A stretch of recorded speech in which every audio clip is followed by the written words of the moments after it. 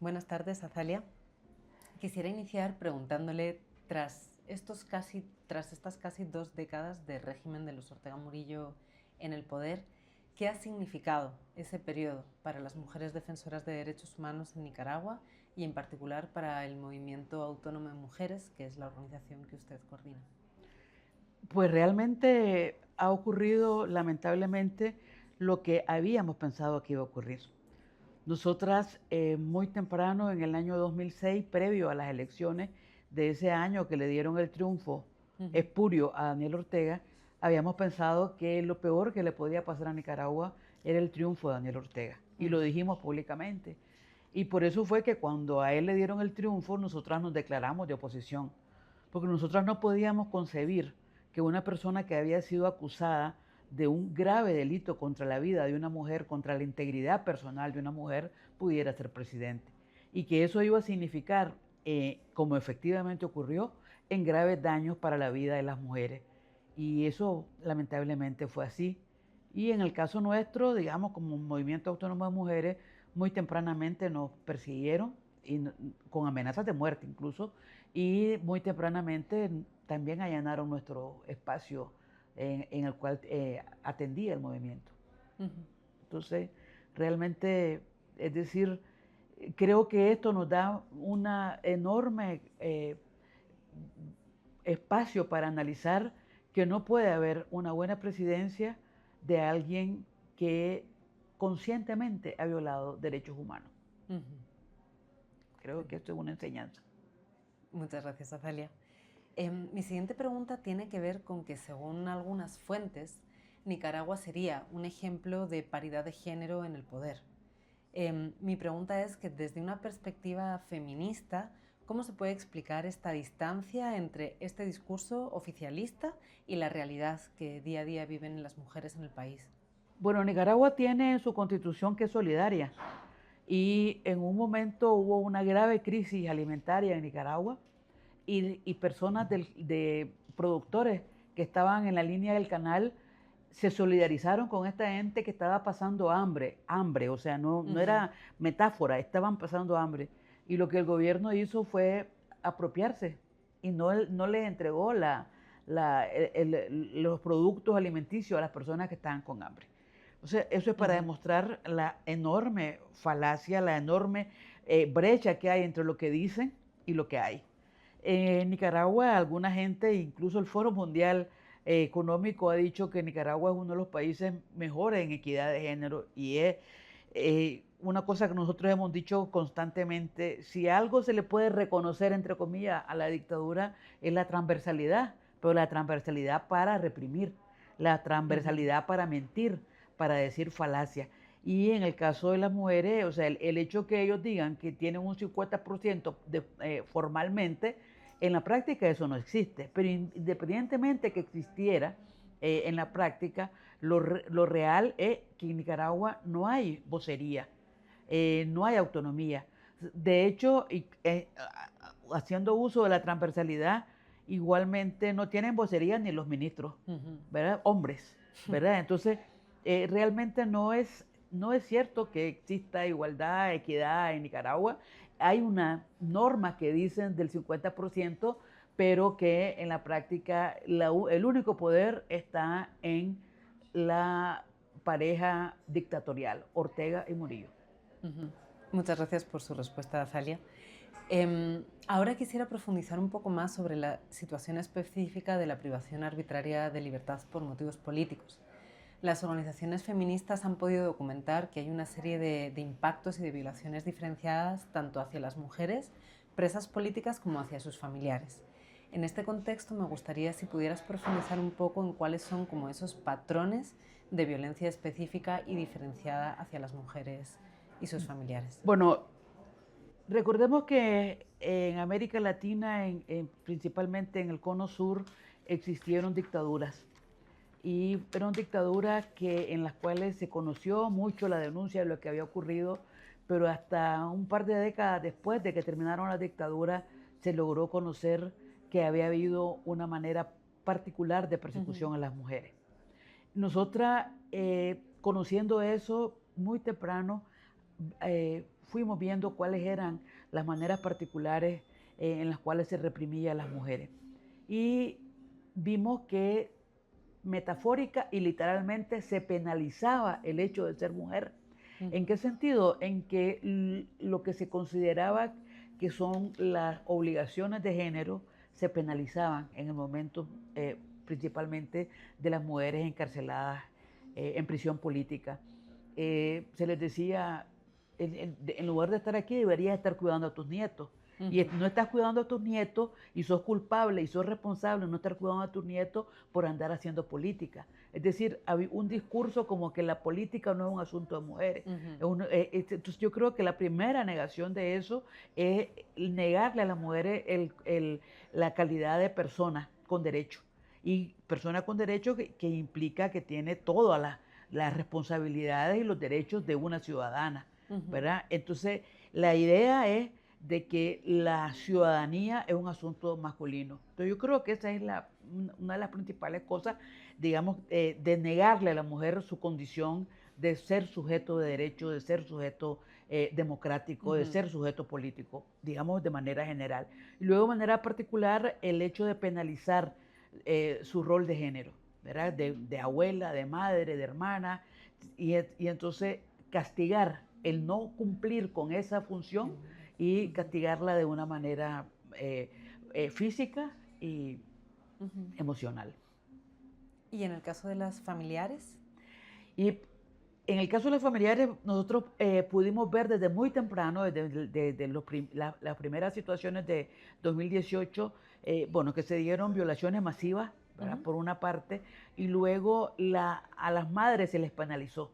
Las madres que iban a averiguar qué había pasado con su hija, con su hijo, pues también sufrieron distintos tipos de agresiones. Y, digamos, la agresión que ha cruzado los 7, 8 años ha sido la desnudez forzada, la obligación de la desnudez forzada, permanente, o sea, desde el año 2018 hasta la actualidad. Entonces, sí ha habido digamos, una extensión en el caso no solamente de las madres de mujeres presas políticas, sino de las madres de presos políticos. Ha sido una constante. Muchísimas gracias por ilustrarnos con esas diferencias en la discriminación y violencias por motivos de género.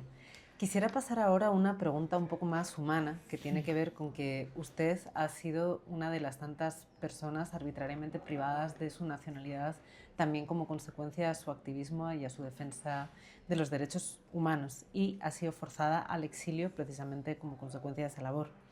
¿Qué ha significado para usted esa persecución, tanto en lo personal como los desafíos que ha impuesto para la defensa de derechos humanos desde una perspectiva feminista y desde el exilio? Bueno, la primera cosa que yo puedo decir respecto a esto es haber tenido que salir de Nicaragua. Yo nunca, pero nunca quise vivir fuera de Nicaragua. Para la dictadura de Somoza, mi familia, mi papá, mi mamá, me quisieron sacar del país por el miedo que había, ¿verdad? La situación, mi papá fue preso político y vio cómo se trataba a las mujeres en la prisión política durante el somocismo. Pero yo no me quise ir, entonces yo sé que ellos, con el tiempo me di cuenta que los había tensionado, porque ellos querían, o sea, tener tranquilidad allá. Pero yo nunca quise salir de Nicaragua. Entonces, es una de las primeras cosas.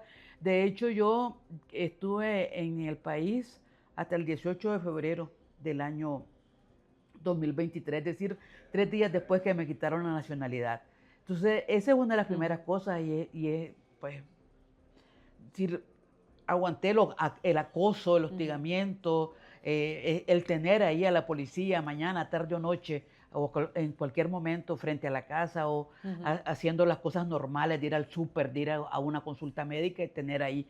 La aguanté, pero bueno, ya finalmente tuve que salir. Entonces yo creo que esa es una cosa muy difícil, muy dolorosa, ¿verdad? El olor, la caminada por mi país, por mi ciudad y esas cosas.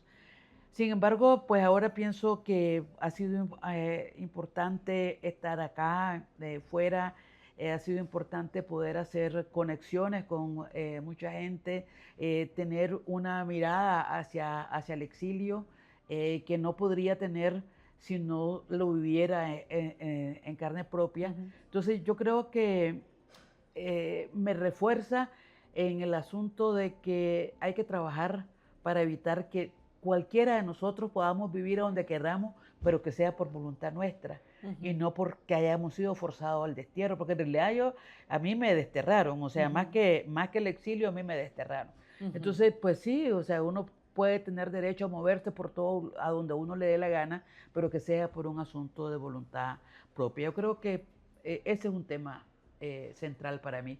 Y luego, pues, de cierta manera, yo lo digo en broma, me convertí mucho más en alguien tóxico para mi familia, para mi entorno. Entonces, ese es un asunto que es bastante difícil porque las acciones de uno al final al final de cuentas afectan a otras personas y pues también eso es, digamos, es una carga con la que uno sobrevive, pero que también por el otro lado tiene la parte positiva y es sentir que hay un entorno que te fortalece y que pues no se siente agraviado porque entiende perfectamente de qué se trata.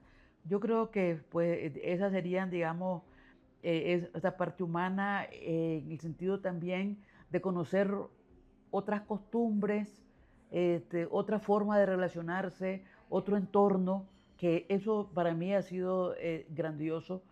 Estoy viva, estoy teniendo trabajo, estoy teniendo pues, una vida más o menos decente por ese apoyo. O sea, que nunca lo hubiera vivido si no me ha tenido que pasar. Y entonces tuve una red de gente, de mujeres, de hombres, de personas, de organizaciones que me tendieron el camino y estoy aquí, ¿verdad? Entonces yo también esa es otra cosa, digamos, que agradezco y que me parece que son experiencias que no tenía, ¿verdad?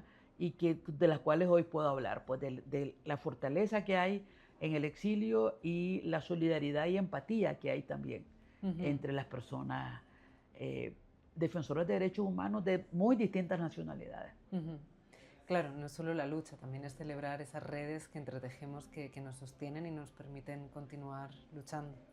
Absolutamente, o sea, sin las redes, sin las personas que están allí, que sienten tu dolor, que sienten tu alegría y por supuesto que comparten tu alegría, porque esa es una de las cuestiones más importantes. Es decir, yo recuerdo que alguien alguna vez decía, mi sonrisa va a ser mi mejor venganza. Y yo pienso, o sea, no lo pienso en términos de venganza, sino que en términos de, al final de cuentas, agradecer la vida, agradecer la solidaridad, agradecer la cercanía, o sea, gente que uno ni se le ocurre, te tira un cable, eso es extraordinario.